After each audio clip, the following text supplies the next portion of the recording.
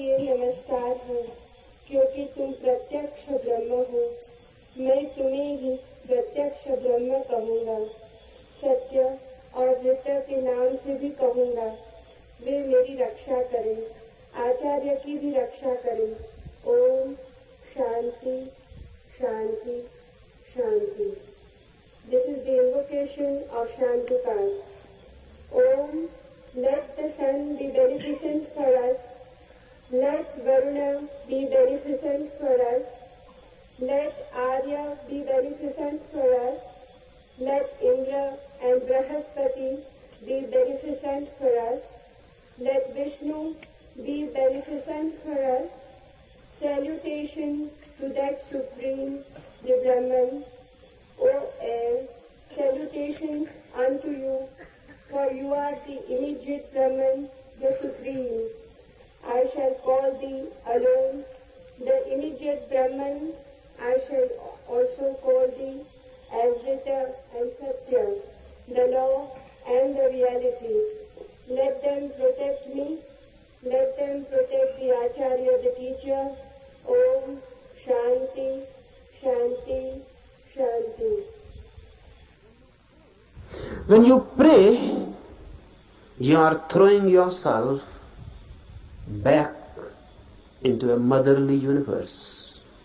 You are back into the womb of the world, of existence itself. And you trust.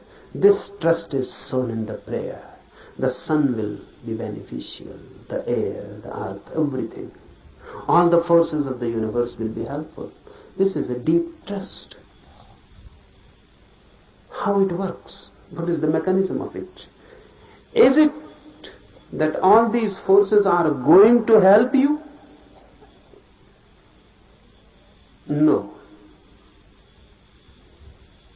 No one is going to help you. But the moment you create this trusting, this prayer attitude, this prayerful attitude, once you create this bridge, all the barriers are withdrawn.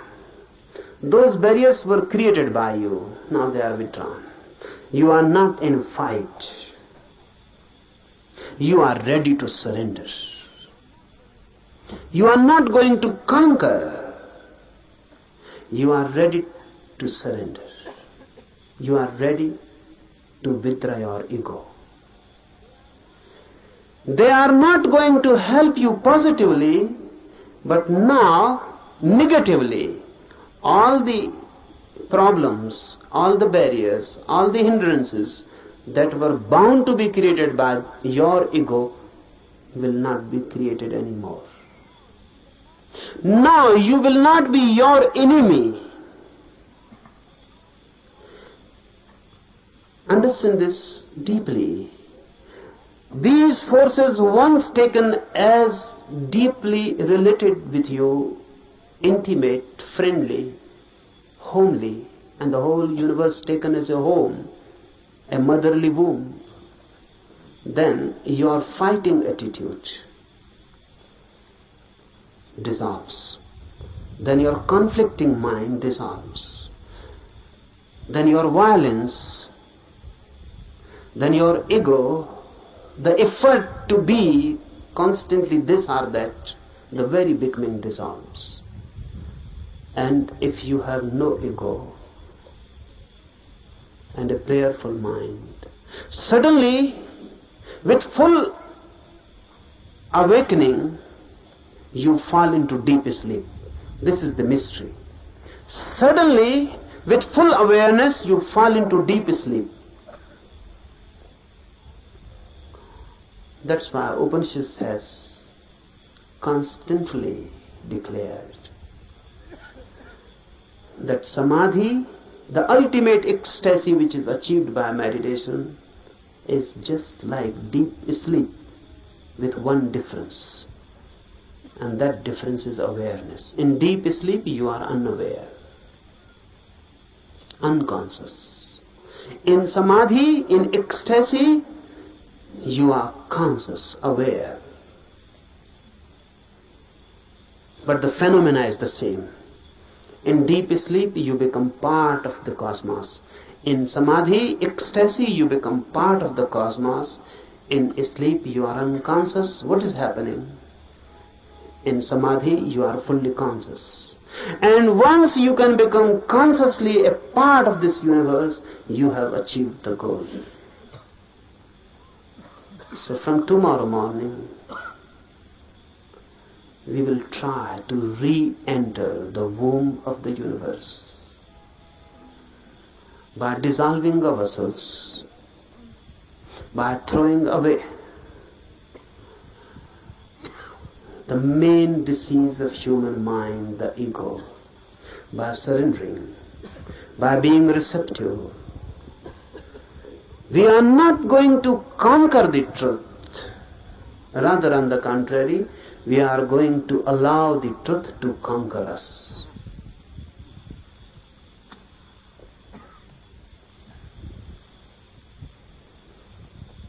Now, some instructions for the morning meditation.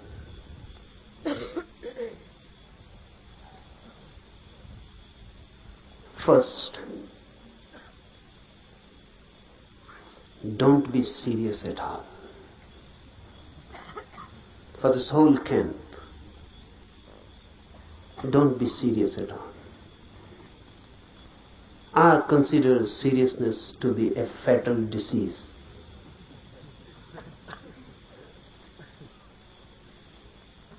So please don't try to be long faces. Why I particularly say this? Because religious people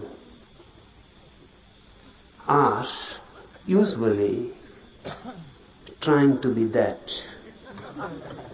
Don't be serious. Be more and more laughing, enjoying like small children. Because before the divine force, we are small children. So don't be serious. You cannot approach that divine force with a serious, sad face. That's a barrier. Laugh and dance and enjoy like small children, and you can enter the temple very easily. The doors are always open for the children. Be children-like. Jesus is reported to have said that only those who are like children will enter the kingdom of God. And look what Christians have done.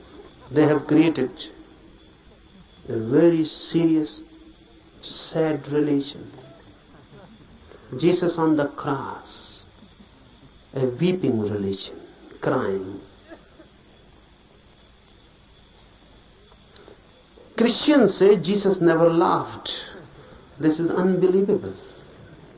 Because the man who said only those who are like children will enter the kingdom of God cannot be believed that he never laughed. The quite vice versa can be believed, that he continuously laughed, never stopped laughing, even in his sleep, but this cannot be believed that he never laughed. Be like children, forget your ages, your experience, your knowledge, throw them all, wholesale. Don't try by and by. Throw them, because unnecessary time is wasted. Just throw them, forget them. You may be someone, everyone is someone. If not in others' eyes, in his eyes, everyone is someone. You must be someone. Here be nobody. Forget. Leave outside the campus ground your identities.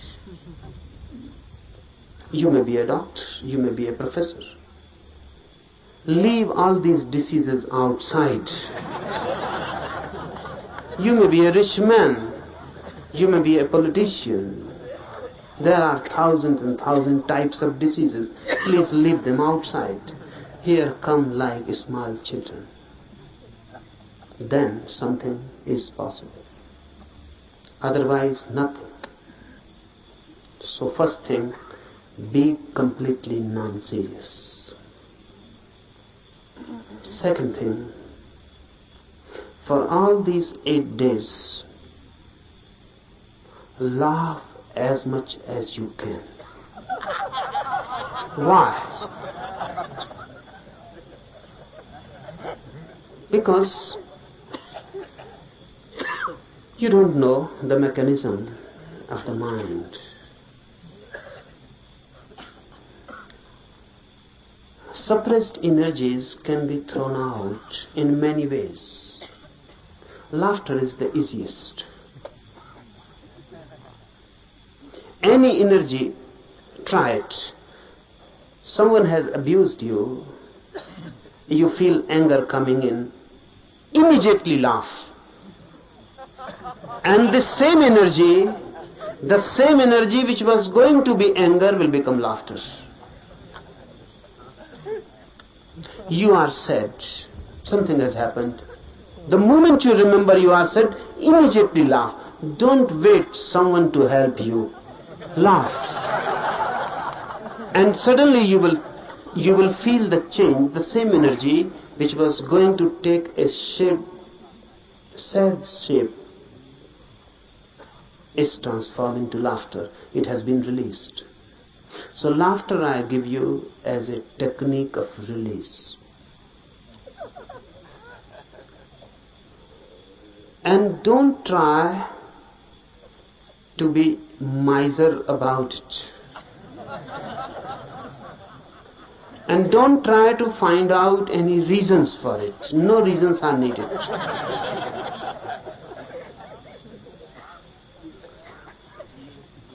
Take it as a help for meditation.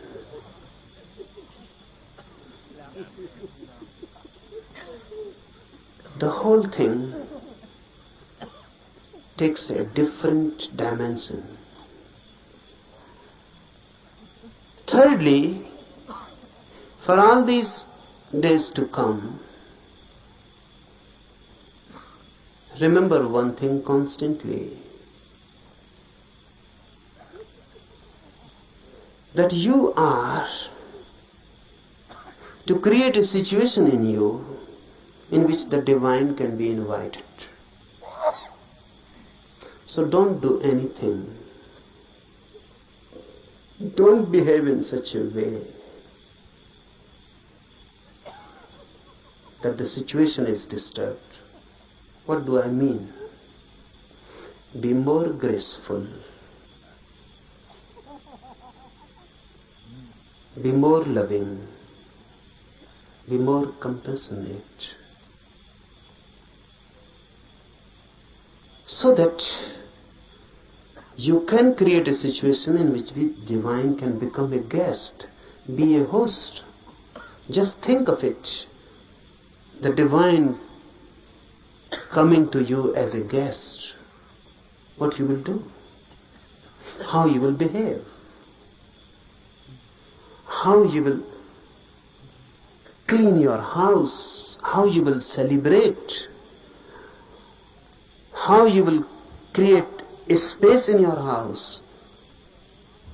Constantly for all these 8 days, remember this, that you are going to be a host to the divine. So behave.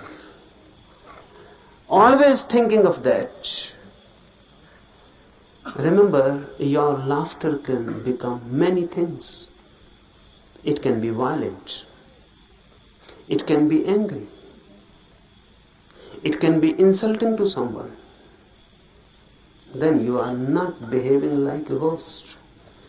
Your laughter must become a grace. It must not be insulting to anybody. It must not be insulting, disturbing. It must not create something which can become a barrier. So do whatsoever you like, but constantly remember that in these 8 days, any moment the divine can enter in you.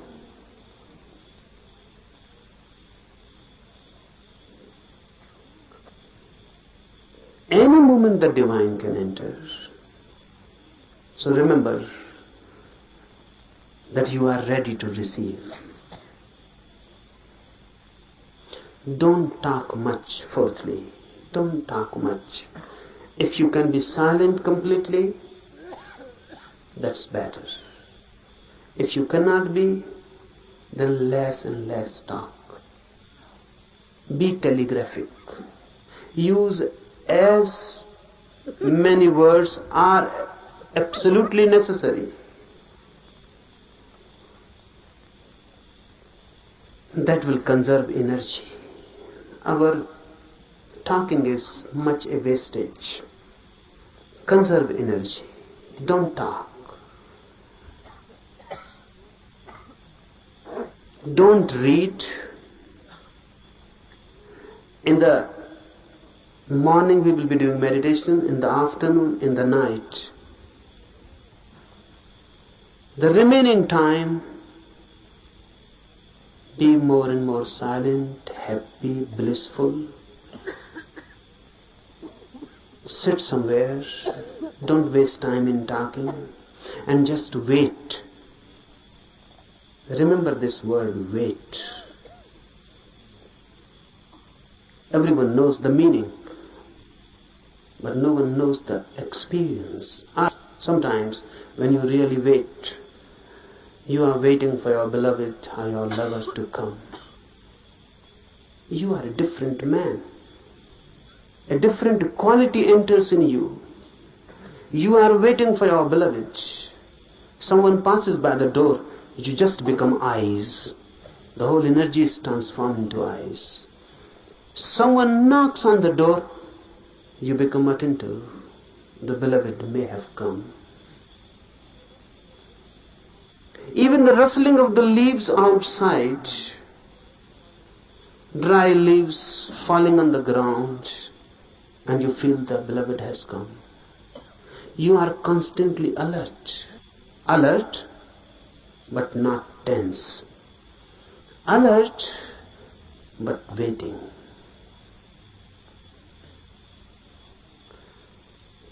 For all these 8 days, wait. Do meditations, be happy, and wait. Don't be impatient. That's what I mean. Be alert and not tense. Don't be impatient. You cannot force the guest to come. You can only invite and wait. So give the invitation and wait. Any moment the guest, and if you are not alert, you may miss the moment. Any moment the guest can come, and you are angry and talking to someone else, you may miss him. Any moment the phenomena is possible, but if you are not there, you may miss for lives. No one can say when the next moment of such opportunity will come. Wait. And lastly, meditation needs you in your totality, nothing less. If you withhold something and just do it half-heartedly, it is better not to do it, because the whole effort is useless. You will be simply tired and nothing will happen. So unnecessarily, why tire yourself? If you are half in it, you will be tired. And if someone feels tired, remember this and find out you will be half in it. If you are totally in it, you will be refreshed, not tired. This is the difference. If you are totally in it, nothing has been retained, nothing has been withheld. You were in it totally. The doer was not standing outside, the doer had become the doing. Then you will come out of his fresh like the dew in the morning, fresh like a rose just opening, fresh, full of energy, light, dancing, blessed. And not only blessed, in such a state of mind that you can bless others. But that happens only when you are total in it. It never happens when the minor part has moved. Then there is a tension between you standing and between you moving. Then you have become two. Then you are split. That split, that inner tension between two creates tiredness. You feel exhausted, not vitalized. You feel just as if your energy has been sucked out. You will feel it. So whenever you feel it, go deep and ask, are you split into two, divided? The effort that do, either stop completely, don't do. That's better. Because you are not deceiving yourself. It is honest. Or be totally in it, move in it. When you move totally in it, it has a different quality. Suddenly, there is no tension, no conflict, no struggle within. Your whole being has gone into it. And you have never gone into anything as total. You have not loved as total. You have not done anything as total, always partial. That's why your life is just moment exhausted. You feel just dying every moment. No beauty, no flowering out of it, just death. Out of life, only death. That shows what you are doing with yourself. Otherwise, life is every day, every moment a new flowering. Every day a new achievement. Every day a new height and a new depth. And if you can go on, moment to moment, moving totally in your life, death becomes itself the deepest experience of life. There is no death then. But it is difficult to move totally in anything. At least try with meditation. If you can move in meditation totally, then you can move in other dimensions also totally. And a total life is a religious life. A religious life doesn't mean any ritual, doesn't religious worship, doesn't mean any religious affiliation. It means energy moving in its totality. And when you move total, you become holy. Why? Because all that is known as sin is possible only when you move in part. You can love someone totally, but you cannot hate someone totally. That's impossible. You can be compassion totally, but you cannot be anger totally. Really, a very strange phenomena happens. If you can just try to be totally angry, suddenly when the anger will be coming nearer and nearer to the totality, it will change into compassion. If you can try just to be angry totally with your full being, you will reach to the 99 degree of anger. Then if you move more, just nearing the 100%, suddenly you will know the anger has disappeared, and the object of your anger has now become object of your compassion. Because I define sin as that which can be done only partially, with your own one part. And I define virtue, punya, as that which can be done only totally. If you do it partially, it cannot be done. This sin cannot be done with your total being, and the virtue cannot be done with your partial involvement. You have to move into with your whole being. And when the whole being moves into something, you become holy. Religious man. Wait, try for these 8 days.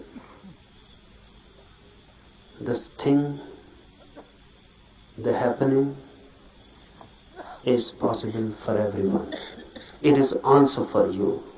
No one is excluded. Everyone is called and invited. Be courageous and take a jump. We start with a prayer. We start with a surrender. All the universal forces, let them be beneficent to us. Let their blessings be with us. आज के लिए इतना, enough for today.